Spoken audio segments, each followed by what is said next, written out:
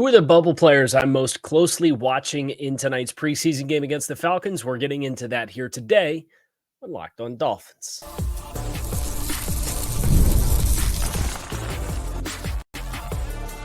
You are Locked On Dolphins, your daily Miami Dolphins podcast, part of the Locked On Podcast Network, your team every day. All right, Miami, welcome to another episode of Locked On Dolphins. It is your team every day here on the Locked On Network. I'm your host, Kyle Krabs, a lifelong Miami Dolphins fan, host of Locked On Dolphins, co-host of Locked On NFL Scouting.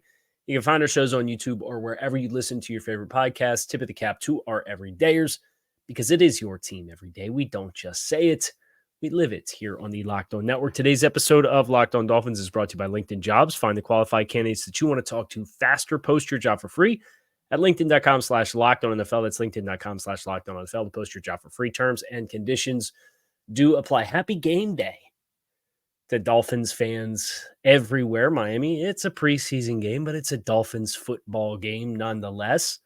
And it's good to be back. It's first dip of the toes into the water for having to wait all day for a game that takes place in prime time and on a Friday night at Hard Rock Stadium. If you're going to the game, I hope you guys have a great time.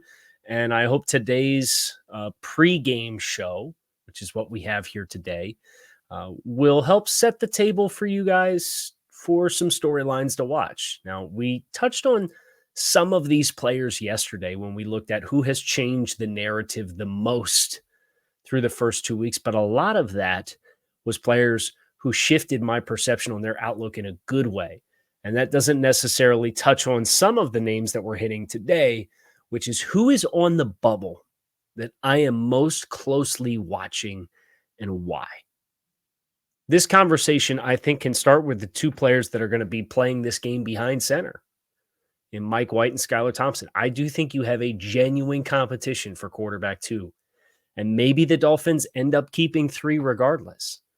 But with the new special teams rules and being really deep with offensive tackles that maybe you don't want to let walk, and a lot of guys with positional versatility on the inside, but maybe not a bunch of guys that you feel really good about and carrying there, and all the numbers you have at wide receiver and tight end with a fullback, the numbers to justify three quarterbacks when you can elevate a third quarterback off your practice squad every week makes it really hard.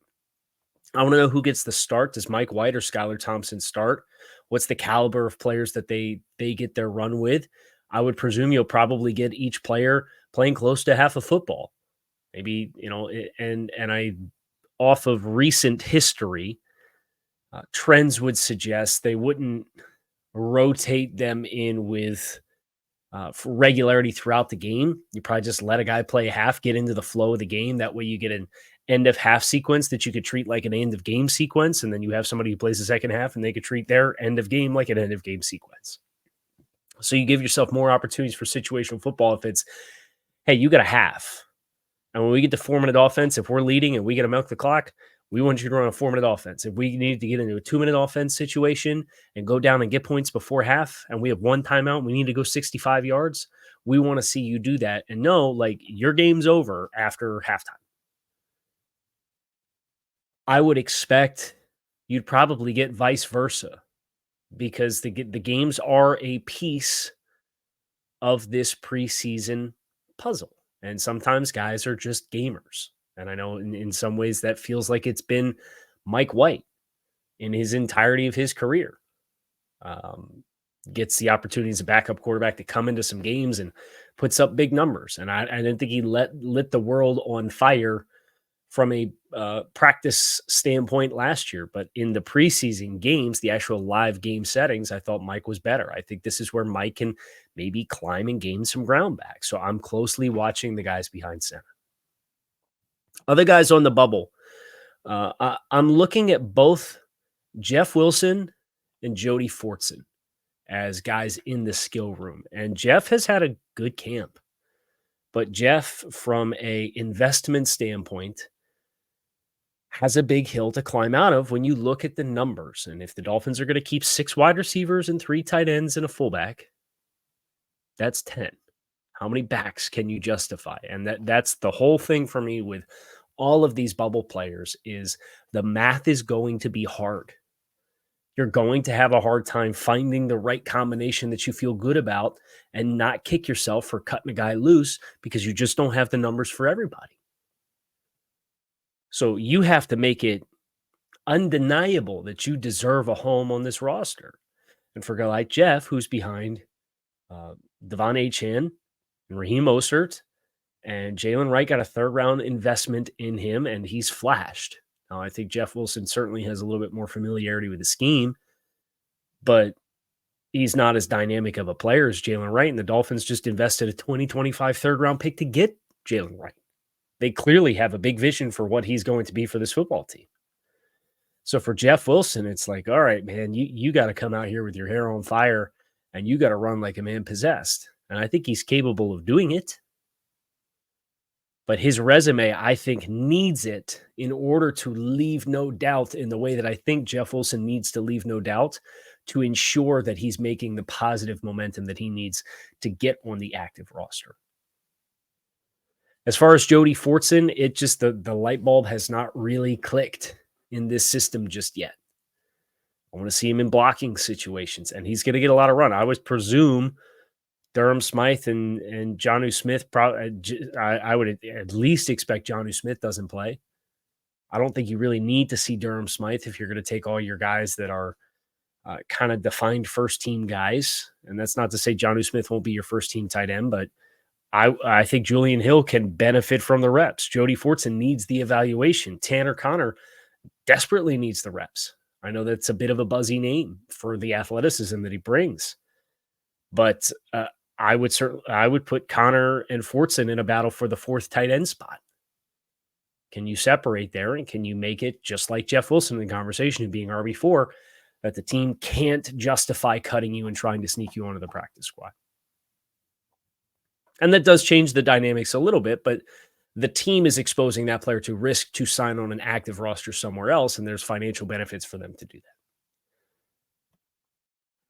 I'll just lastly shout out Malik Washington, who's not on the bubble, but I want to see, he's had a couple really good practices against Atlanta, and I want to see if he can carry that over into the game, because I guarantee you won't see 10 and 17. Doesn't sound like you'll see Braxton Berrios. You certainly won't see Odell Beckham because he's still on the PUP list. Eric Ezukama, not sure you'll see. So starters are Craycraft and Malik Washington and Braylon Sanders potentially as the starting wide receivers. Or maybe Willie Snead gets some run because he knows the system.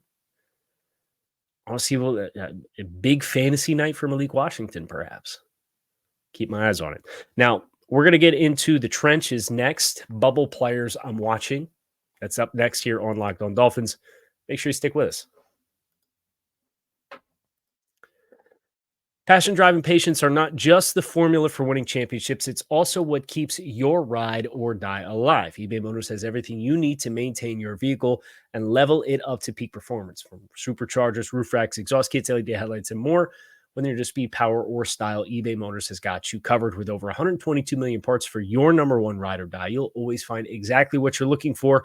And with eBay's Guarantee Fit, your part is guaranteed to fit your ride every time, or your money back, because with eBay Motors, you're burning rubber and not cash. With all the parts you need at the prices you want, it's easy to make your car the MVP and bring home the dub. Keep your ride or die alive at ebaymotors.com. Eligible items only. Exclusions do apply. eBay Guarantee Fit available only to U.S. customers. When this game comes and goes, I want to make sure that you guys know what's coming your way here on Locked On. If you're listening on the audio feed, if you subscribe to Locked On Dolphins, you will get my post-game reaction tonight after the game. But you'll also hear from Grease, Jim Greasehaber, ESPN radio host. He is our postcast host for all Miami sporting events. So Locked On introducing postcasts as another rapid reaction post-game opportunity for you. Grease spent some time in sports radio in the Miami market, and he is doing all of the Miami postcast games. So don't be surprised if you're listening on the audio feed, if Grease has his postcast that shows up. You'll still get my thoughts as well. You know, I'm still going to drop my own post-game show for every game this season, but every Miami sports event, Grease is going to do the post-game for If you're watching on YouTube, you can follow along with Grease at Locked On Sports Miami. Hit subscribe there on the YouTube channel. So just want to let you guys know right off the jump, don't be surprised if you see something different in the feed, if you hear a different voice in the feed. Jim's going to be joining us for the season, and the Canes and the Heat and the Panthers and the Marlins. So he's going to be a busy guy with all the sports here in South Florida, but I will still have you cover my post-game reaction as well. Now, let's get back to the trenches. Bubble guys, I want to get a feel for Sean Harlow. I'll be completely transparent. I liked Sean Harlow as a draft prospect when he came out. Now, he's 29 years old. He got drafted by the Atlanta Falcons way back in 2017. Not a big offensive lineman, but he played his college ball at Oregon State.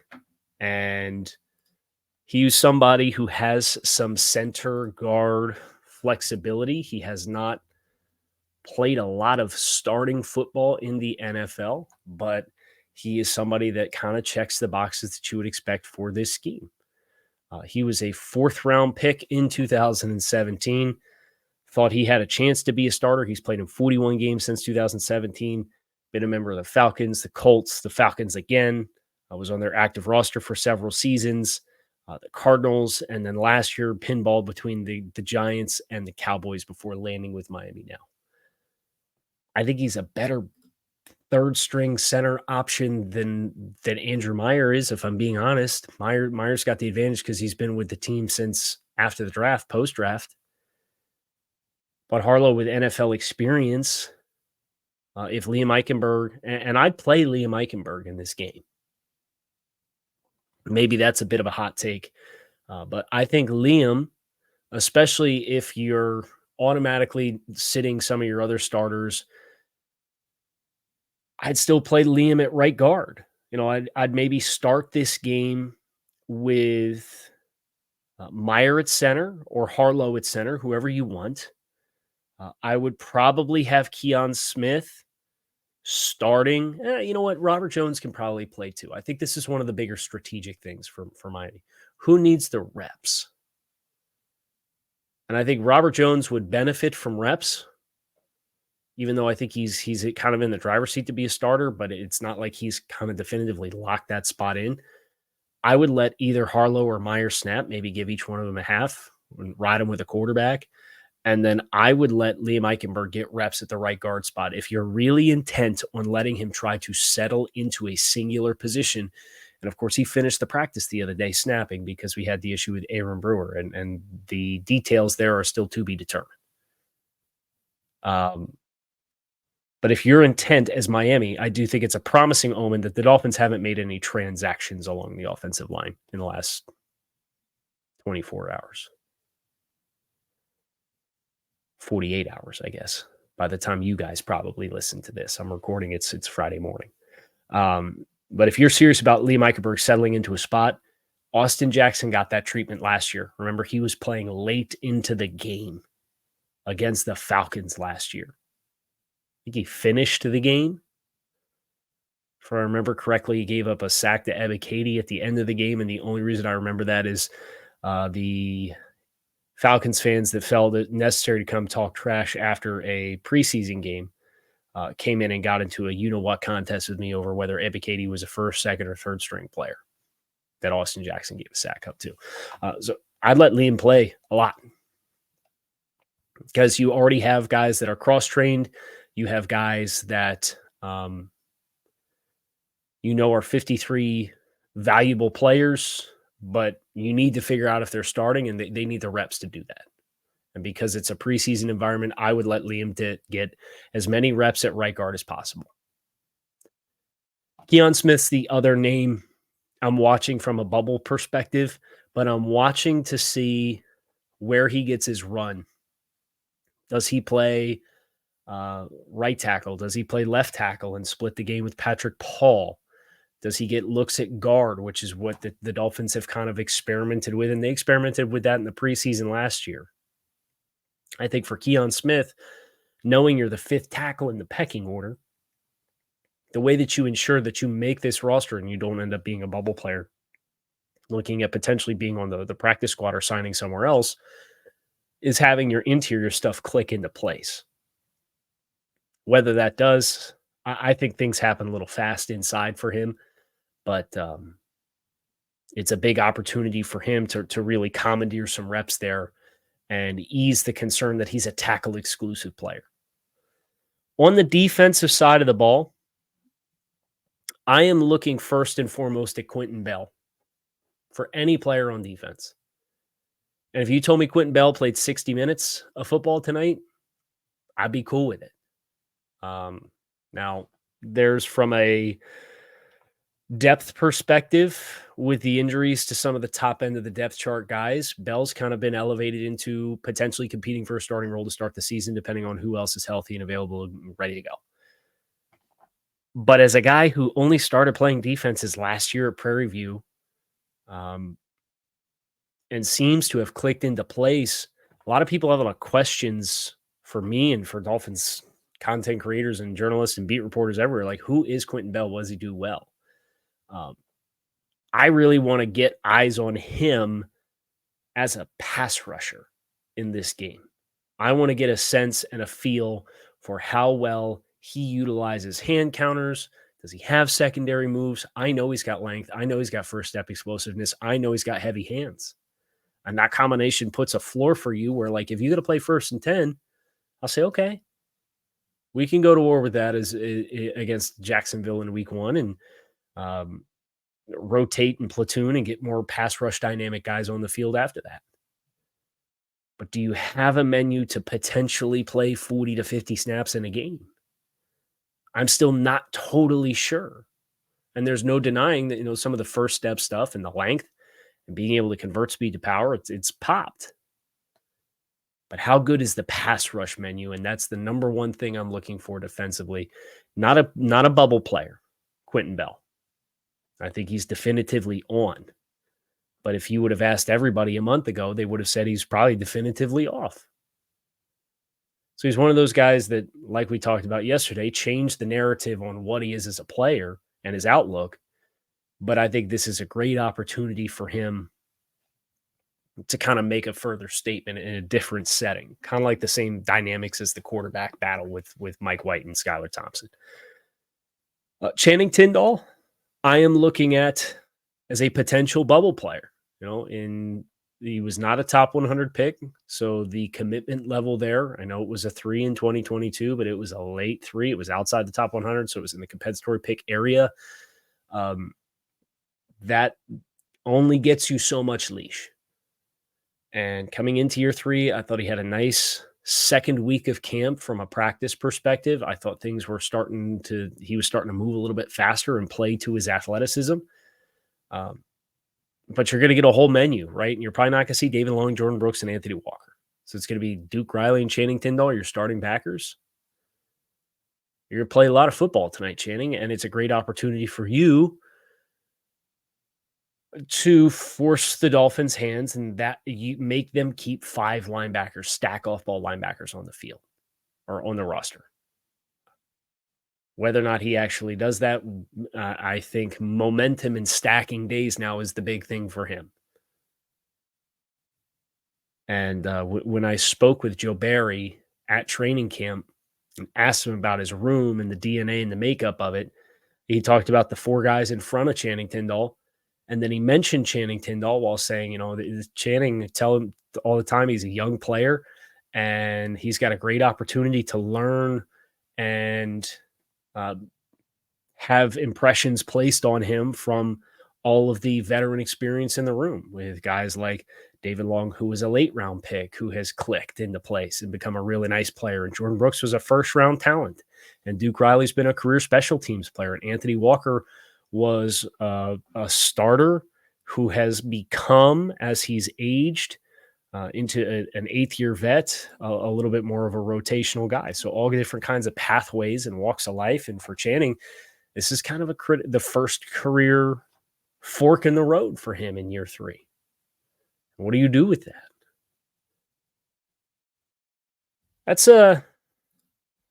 That's defensive line, offensive line, linebackers. We're going to get into a few more guys in the secondary and give them a little bit of a shout here as far as bubble talent I am looking for.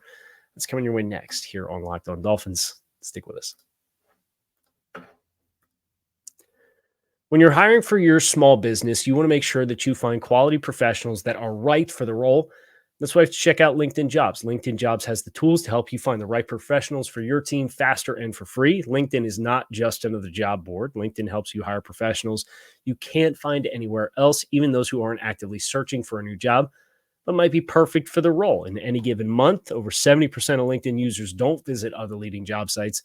So if you're not looking on LinkedIn, you're looking in the wrong place. On LinkedIn, 86% of small businesses get a qualified candidate within 24 hours. So hire professionals like a professional on LinkedIn. Post your job for free at linkedin.com/lockedonnfl. That's linkedin.com/lockedonnfl to post your job for free. Terms and conditions do apply. Today's episode of Locked On Dolphins is sponsored by BetterHelp. Your schedule is packed. Kids' activities, you got big work projects, you got stuff around the house, you got to try and fit in the Dolphins game. It's easy to let your priorities slip. When we know it makes us happy, even then, it's still hard to make time for the things that fulfill you the most. If you feel like you have no time for yourself, non-negotiables like therapy are more important than ever. If you're thinking of starting therapy, give BetterHelp a try. It's entirely online, designed to be convenient, flexible, and suited to your schedule. Just fill out a brief questionnaire and get matched with a licensed therapist, and switch therapists at any time for no additional charge. Never skip therapy day with BetterHelp. Visit BetterHelp.com/lockedon to get 10% off your first month. That's BetterHelp, HELP.com/lockedon. So I know the Q, or the right-hand third, if you're watching on YouTube, says we're going to get into linebackers and secondary. And we touched on Channing Tindall already. I have a few guys in the secondary. But if I'm being honest, kickoff returns. I want to know, is it Anthony Schwartz? Is it Malik Washington? Anthony Schwartz, obviously, with his speed, another renowned blazer in this Dolphins skill group as a whole, hasn't really manufactured a lot of buzz from a wide receiver standpoint. But this is a player that's capable of returning. Did the Dolphins put him out there to return kicks? Because Braxton Berrios is somebody I would kind of consider to be not necessarily he's maybe a bubble guy. Like I think Waddle Hill and Craycraft, and I would probably even extend it to Malik Washington, have all made more plays in the passing game thus far than what Braxton Berrios has through the first 2 weeks of training camp. And that doesn't include Odell Beckham, right? I think you could maybe make a case for Ezukama with a different skill set, although I certainly think he's on the bubble as well, but we're not seeing him with whatever he's going through from an injury perspective. Braxton's biggest value for this team, in my opinion, is the special teams outlook as a kick returner and a punt returner. And I think he's really good as a punt returner. I think the kick return rules, maybe you're looking for somebody a little bit more dynamic if you're trying to maximize those opportunities, right? Can anybody get an opportunity tonight and really shake free and make a splash? That is an area for me that I'm looking at and wondering what may come down the pipe.